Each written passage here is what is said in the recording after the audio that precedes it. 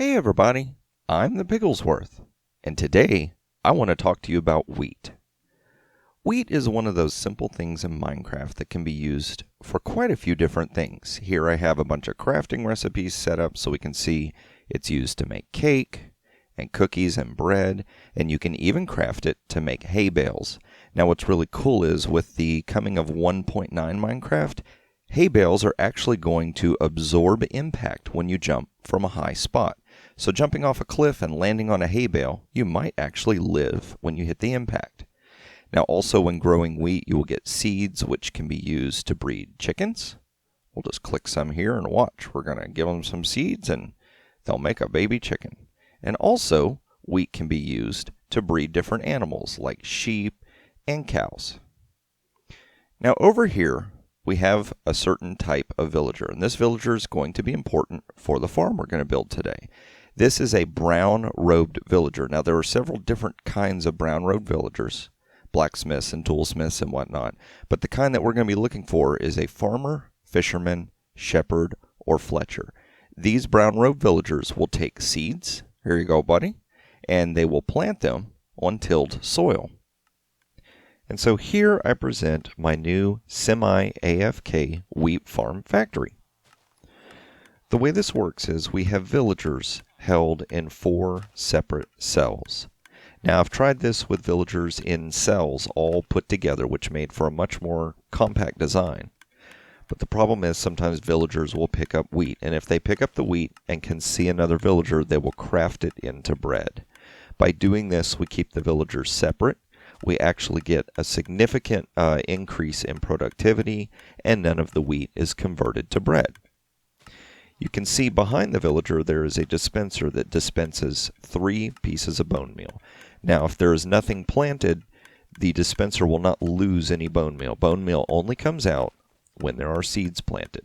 The villager will plant the seeds, the bone meal will turn it into wheat, and this dispenser will distribute water to flush it into the system to this collection point right here. Now up here we can see where you will add bone meal. And the way you want to use this is you want to put bone meal in both the bottom and top chest. This is going to allow for 4 hoppers to pick up bone meal and distribute it into the hopper minecart.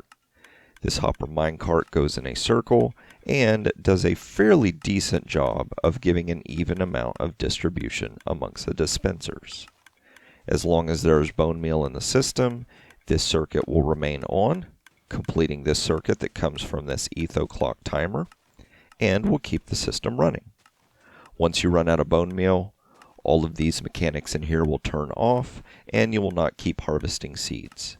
Now this is important because each villager has 8 slots of inventory, and you want those inventory to stay full of seeds.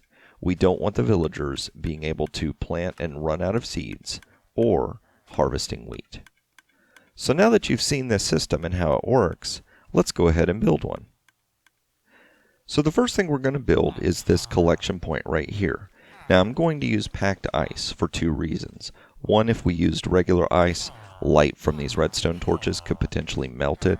And 2, as water's being sent through the system, items will slosh back and forth. By using packed ice, we can make sure that the items slip quickly down the system into the hopper. So coming over here, we're going to count 1, 2, 3, 4, 5, 6, 7, 8, just like that. And then I'm going to place a temporary block here. Now I'm going to use glass. You don't have to use glass, but I like using it because it lets me see what's going on inside the machine. Then from here, we'll extend this out like that. I'm going to place a temporary block here, and I'm going to place a double chest like that. Now we can get rid of that and add our hopper pointing at the chest.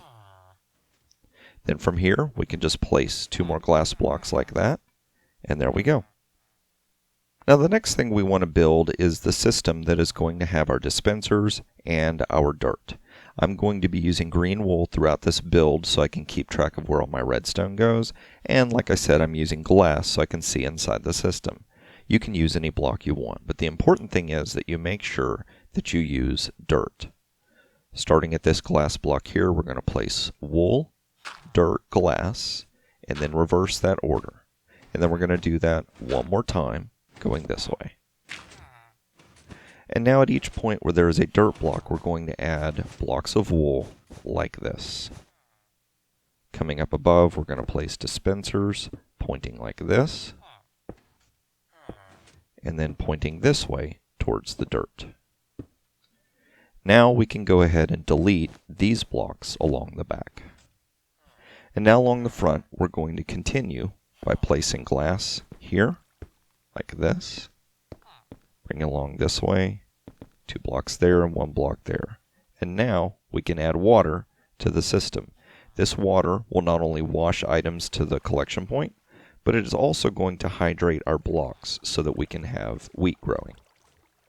And now to build the bone meal distribution system.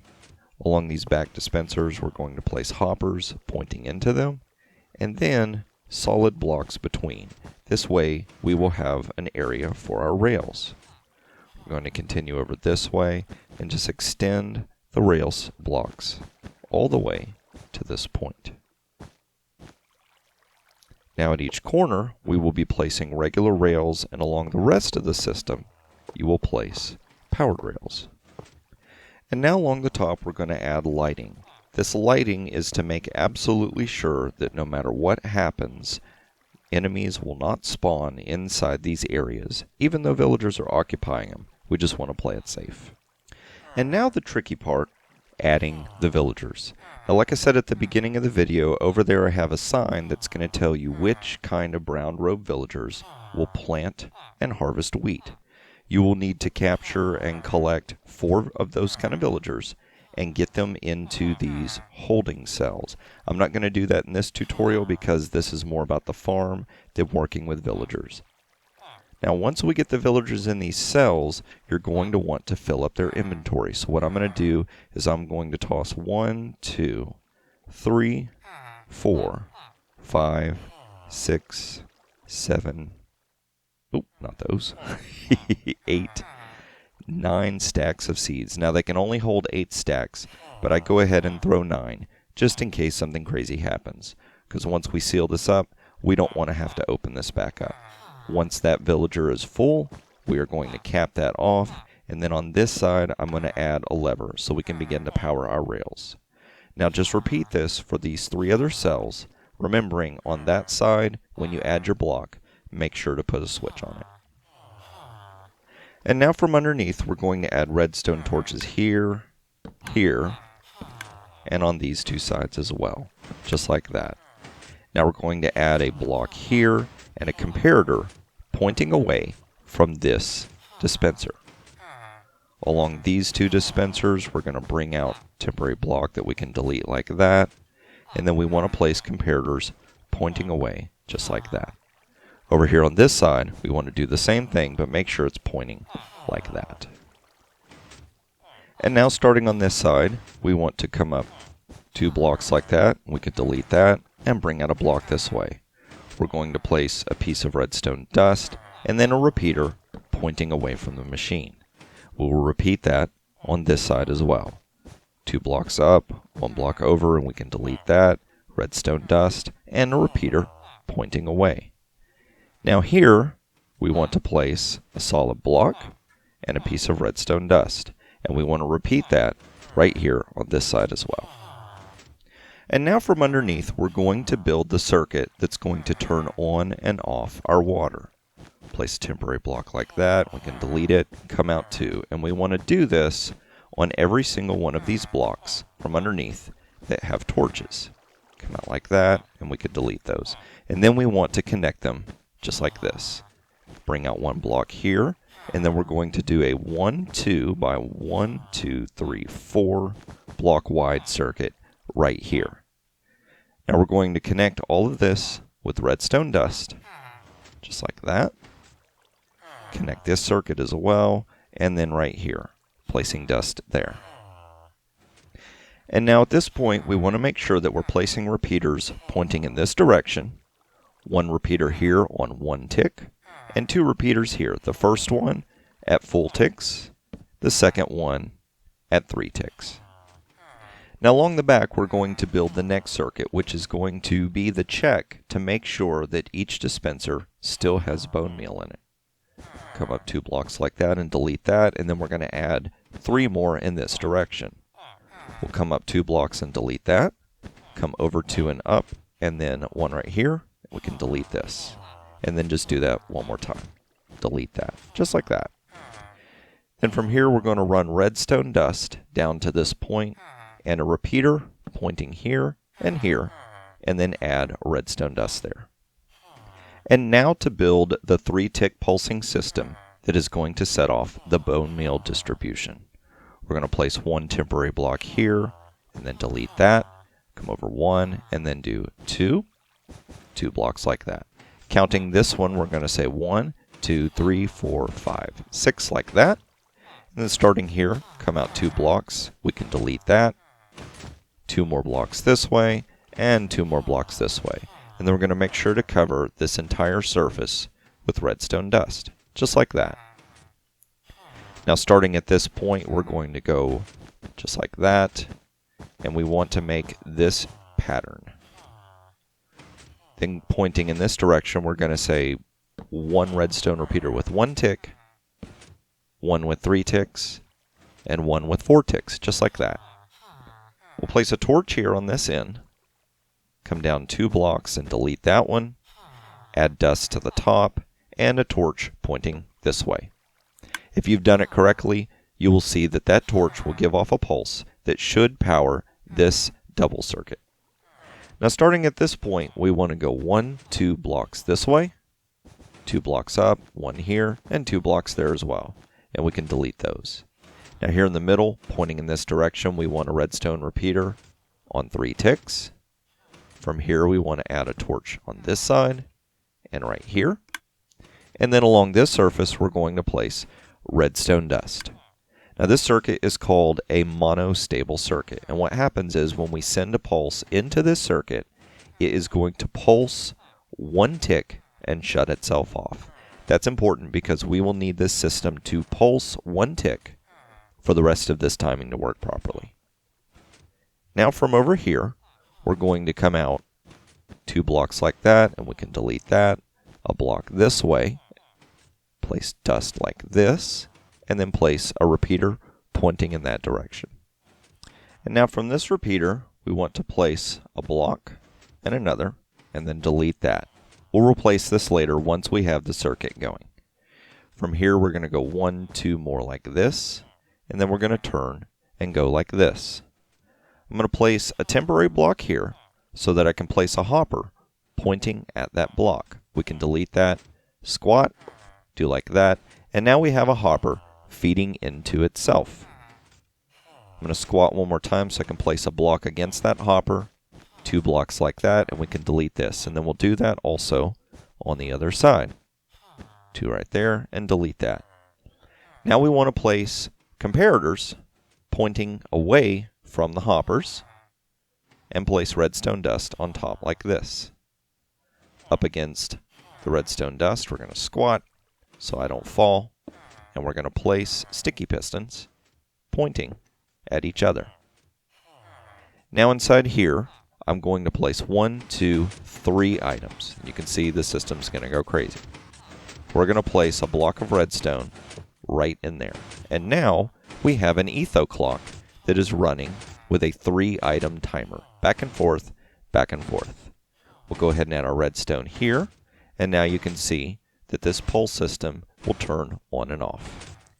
And now from over here, we're going to set up our bone meal storage system and the circuit that is going to complete this machine. The first thing we want to do is aim at the top of the rails and get 2 hoppers pointing down like that. Now we're going to aim and squat at the side of the rails, and I'm going to place 2 hoppers pointing just like that. Now along the top of these hoppers, we're going to place double chest, just like that. And then from over here, we're going to add on the rest of our circuit. So we're going to come up 1 block, down a block, and then delete that, and bring redstone dust along the top of here. Come up 2 blocks like that, and put dust on top of here, and a torch off the side, and a lamp right here. As long as this circuit is turned off and there's no bone meal in the system, it's going to power this lamp and keep it turned on. Now we're going to come over here and we're going to extend a line of blocks this way. In line with here, we're going to turn and go like this, and we'll place a temporary block right here. Facing this way, I'm going to have a sticky piston pointing down, and we can delete that. Place a solid block here. And now what will happen is when the system gets bone meal in it, it will set off this circuit that will push this block down and allow this timing pulse to go through the system and start to make all the dispensers working. From here, we're just going to add our redstone dust along the top, just like that, and that completes the redstone wiring along the back. And now for the final touches, we're going to come back over here to the front, open this up, and till that soil. On this dispenser, we're going to place 1 bucket of water, and then we'll go ahead and replace the glass. We're going to want to do this with all 4 holding cells for the villagers and with the dispensers. Now the reason why I've waited till the end to do this is because if for some reason the circuitry went crazy before, this water might get dispensed. And if the timing got messed up, it would time where water stayed out longer than it was retracted. Then we would have to start messing with the different redstone mechanisms and the different wirings to try and get one system to time correctly while the other one didn't. It's just safer to do it this way. Go and do that and close that off. And now that system is ready to go. We'll go ahead and come up here and place a minecart with a hopper in it and send it on its way. And now we can add bone meal to the system, and we should start to see immediately wheat coming from this. So let's go ahead and we'll dump about 5 or 6 stacks in here, 5 or 6 stacks in there. Notice how the light went off. The system has automatically turned itself on, and let's take a look. Wheat is getting grown, it's getting bone mealed, and it's getting sent into this chest. And that is how to build my semi-automatic wheat farm. Now, I've done extensive testing on this wheat farm, and I've found that on average, this wheat farm will produce 1,000 wheat per hour, 700 seeds per hour, and will consume 3 bone meal per piece of wheat. I will have a link down in the description so that you can go check out the etho clock and the monostable circuit for yourself. And I will also have a link so that you can download this world for yourself and see this farm firsthand. I hope you enjoyed this tutorial, and I hope you learned something new about Minecraft. If you enjoyed this tutorial, please hit that like button. And if you want to see more tutorials as I release them, don't forget to subscribe. Thanks for watching, and keep on building.